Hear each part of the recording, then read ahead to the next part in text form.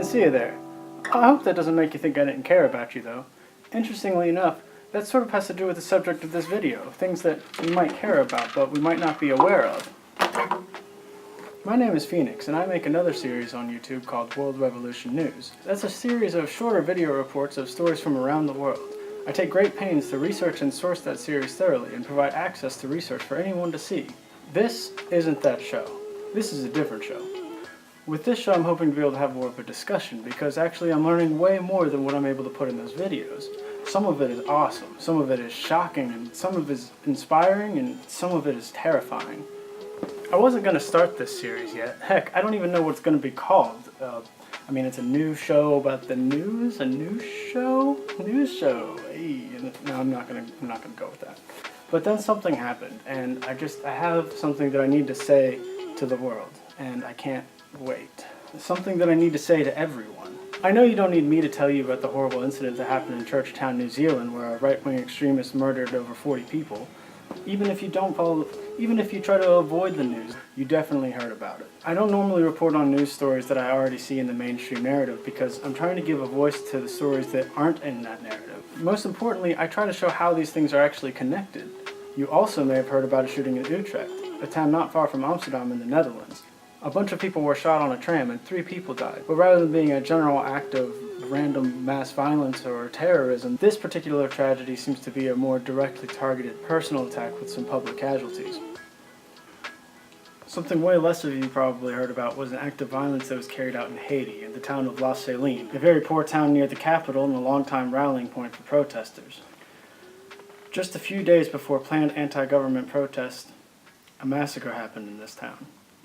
Investigators and human rights groups have been unable to confirm an exact number between 50 and 100 people that were killed. You can find out more about this in the Haiti update video I posted earlier this month. Here's the kicker though. By all accounts I've found, all eyewitnesses who were interviewed say this was carried out by men wearing police uniforms. Now look, this isn't to undermine any of those tragedies or weigh them against each other. This is to ask, why do you think so many were aware and cared about what happened in Churchtown and Utrecht, but not La Saline? Almost as soon as the incident in Utrecht happened, it was one of the world's top trending topics on Twitter. I know this because when I learned about it, I reflexively tried to research it the same way I try hardest to research most of the stories I report on, from the perspective of people who were there. And instead of being able to find information the way I normally do with stories I report on, I found myself wading up to my eyeballs in people's well-intentioned thoughts and prayers from all around the world. So obviously people care when something horrible is happening, but what is it that decides when people care or don't care? I expected that when I made this show, I'd be ranting and angry like some kind of caricature of journalism that could echo the anger that I know so many of us are feeling, no matter what kind of person you are. But here, looking into the camera, knowing I could be talking to anyone in the world, any one of you, I can't be angry. I love all of you. I want us to be in a better world together. Bottom line, that's what matters to me more than this. I don't want to overload people or come off as a leftist Alex Jones. In the end, to me, it doesn't matter what nation you're in or what part of the planet you're on or what religion you believe in. If you're cis, white, gay, straight, trans, a migrant. I don't care if you're a felon or a prisoner or if you're documented or not. If you're rich or if you're poor. If you wear a uniform to go make a living every day. Honestly, even if you've done some really horrible things in your life. At the end of the day, what I want is a better tomorrow, where we can get up and decide we're just not going to do things this way anymore. We're human beings on a planet that is a lot smaller than it used to be, and we are capable of being better. Yes, I can be very idealistic. I've seen some awful things that I don't put in my videos because I know life is hard for people and it's not fair to expect for everyone to stare at the ugliest parts of it. But I've learned some awful, publicly documented facts that aren't part of the narrative we're given, and I want to share that with you. And so, the point of this video is just to say, pay attention. Whether it's through my series or not, WRN can help, I think. I think I provide some good sources. But the point is to think critically for yourself. Do research. Try to unravel the reasoning behind the mainstream narrative. And hopefully, join me on my journey as I try to do the same. Before I leave you today, I'd like to read you a little something I've come across while working on researching the historical context of some of the stories I've been reporting.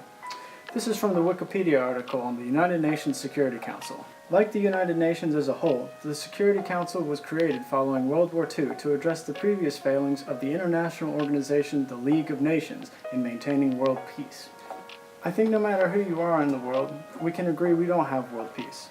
I'm not going to speculate today on what the United Nations should be in the future, or what it might be replaced with, or if we should even have nations. I may very well do that in a future video, but today I just hope that together we can at least start to take a deep look at the full scope of where, why, and how world peace has failed to be achieved. Maybe then we can actually do something about it. For Autonomous Media, I'm Phoenix. Please, look out for each other.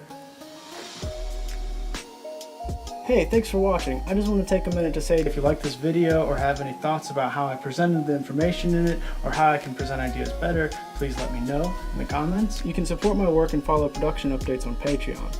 I'm working with really limited resources right now, but I am learning a lot and I'm always open to learning more. A special thanks to Seth and Albert, who are my first patrons. Please like and subscribe, all that stuff. Hit the bell notification if you want to get more. It really helps a whole lot. See you all next time.